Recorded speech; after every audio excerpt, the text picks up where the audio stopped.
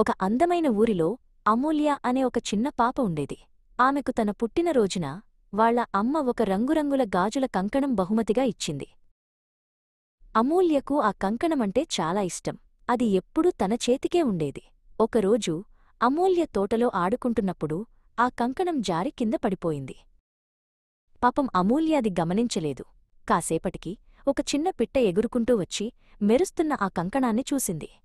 ఎంత అందంగా ఉందో అనుకుని దాన్ని తన ముక్కుతో పట్టుకుని ఎగిరిపోయింది. ఆ పిట్ట కంకణాన్ని తన గూటికి తీసుకెళ్దామనుకుంది. కాని దారిలో అది దాని ముక్కులోంచి జారి ఒక చెట్టు కొమ్మమీద పడింది. ఆ చెట్టుమీద ఉన్న ఒక ఉడుత ఆ కంకణాన్ని చూసింది.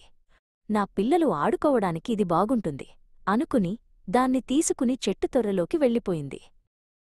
ఇంతలో అమూల్య తన చేతికి కంకణం లేకపోవడం గమనించి ఏడవడం మొదలుపెట్టింది. అయ్యో, నా కంకణం ఏమైపోయింది అని తోట అంతా వెతికింది. ఉడుతపిల్లలు ఆ కంకణంతో ఆడుకుంటూ దాన్ని కిందకి జారవిడిచాయి. అది దొర్లుకుంటూ వెళ్ళి పక్కనే ఉన్న ఒక చిన్న కాలువలో పడిపోయింది. కాలువలో ఉన్న ఒక చేప ఆ మెరుస్తున్న వస్తువును చూసి దాన్ని నోట కరుచుకుంది.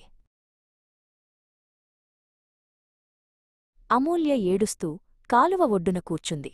అప్పుడు ఆ చేప పైకి ఈదుకుంటూ వచ్చి తన నోట్లో ఉన్న కంకణాన్ని ఒడ్డున వదిలేసింది. అమూల్య ఆ కంకణాన్ని చూసి ఎంతో సంతోషపడింది. నా కంకణం దొరికింది అని ఆనందంగా అరుస్తూ దాన్ని తీసుకుని చేపకు ధన్యవాదాలు చెప్పింది. అమూల్య మళ్ళీ తన కంకణాన్ని జాగ్రత్తగా వేసుకుంది.